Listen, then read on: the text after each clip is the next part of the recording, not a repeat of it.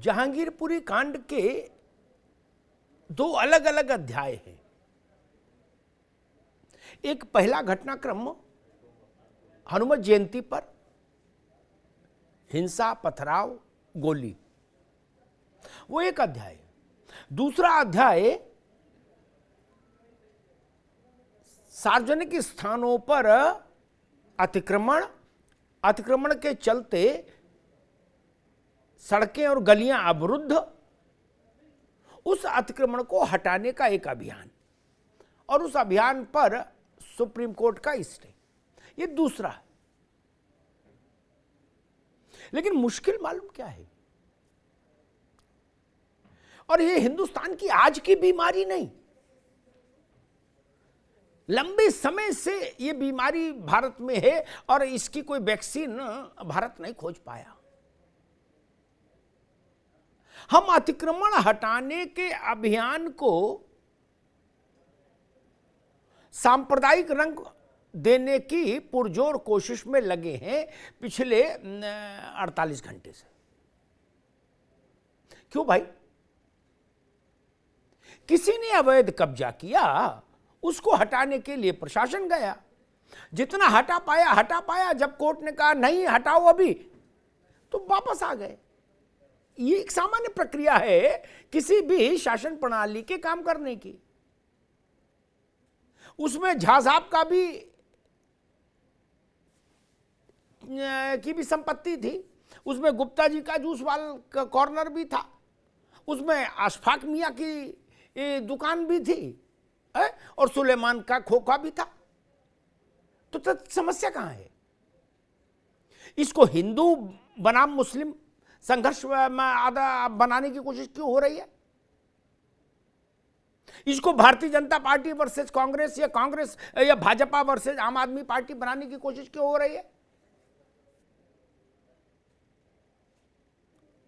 ओवैसी जी अलग रंग देने की कोशिश कर रहे हैं, केजरीवाल साहब अलग रंग देने की कोशिश कर रहे हैं, भाजपा वाले अलग रंग देने की कोशिश कर रहे हैं।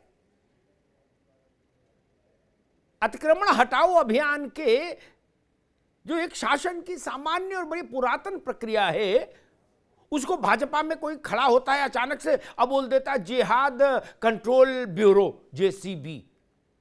ये क्या है? जिहाद कंट्रोल ब्यूरो क्या होता भाई? और जेसीबी से उसका क्या लेना देना? ये चीज ठीक नहीं। मैं ओवैसी के भी मंतव्य के खिलाफ हूं, तो मैं जिहाद कंट्रोल ब्यूरो वाली परिभाषा के भी उतना ही खिलाफ हूं, ये जान लीजिए। उत्तर प्रदेश में 85 ऐसे अतिक्रमण हटाए गए सार्वजनिक स्थानों से जिन्हें करने वाले हिंदू थे। लेकिन जो पोस्टर बनता है उत्तर प्रदेश में, पॉलिटिकल पोस्टर, उसमें केवल अतीक का नाम दिखता है, अतीक का फोटो दिखता है, मुख्तार का फोटो दिखता है, इधर से भी और उधर से भी। दोनों को मजा उसी में है कि मुख्तार पोस्टर बॉय रहे, अतीक पोस्टर बॉय रहे। जो पांडे जी, वाजपेयी जी, अग्रवाल साहब, यादव जी, पटेल जी, उनका जो गिर गया ढांचा, लेकिन वो राजनीतिक तौर पर आपको सूट नहीं करते, इसलिए नहीं। ये जो नैरेटिव सेट करने की जो कोशिश है, ये जो चालाकियां हैं, साजिशें हैं, ये बड़ी खतरनाक है। और भारत में इसीलिए शायद प्रशासनिक शिथिलता और प्रशासनिक अक्षमता और उसके बाद प्रशासनिक भ्रष्टाचार उसके चलते जन्मा, वो शायद इसलिए भी और तेजी से फला फूला, क्योंकि उन्होंने कहा कि राजनेता काम वैसे नहीं करने देंगे। आप कोई भी नोटिस भेजोगे, किसी जीवित व्यक्ति संस्था को भेजोगे, उसको भेजते हैं उसका कलर तय कर दिया जाएगा कि हरा है कि केसरिया है। समस्या यहां पर है।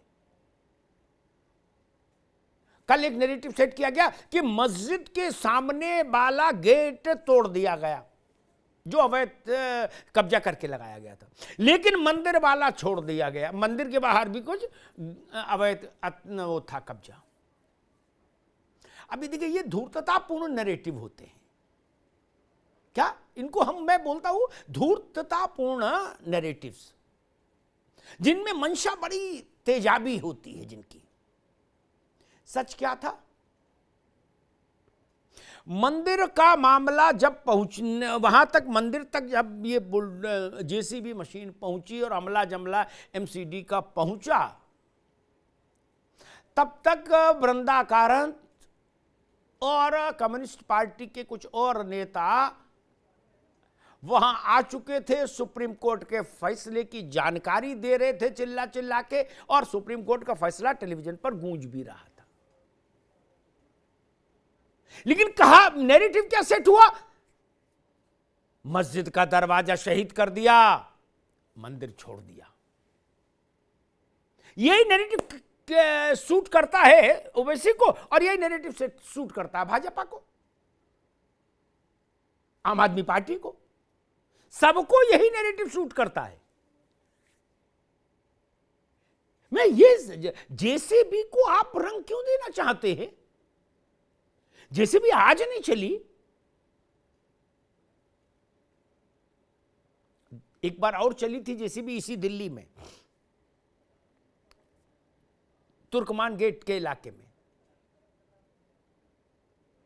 तब भी उसको रंग दिया गया था। मैं उस विवेचना में नहीं पड़ रहा वो जेसीबी चलना ठीक था कि गलत था, लेकिन उसको रंग दिया गया था राजनीति में। ये ठीक है, संजय गांधी के उस अभियान को, और आज भी आप देख लीजिए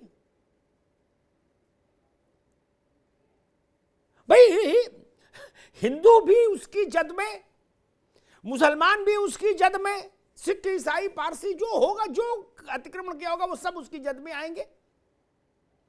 लेकिन हमारे लिए, हमको जो सूट करता है, हम उस जाति वर्ग मजहब का एक चेहरा उठा के पोस्टर बना देते हैं और उसको चौराहे पर टांग देते हैं, कहते हैं ये देखो जी, ये जुल्म सितम की इंतहा हो गई।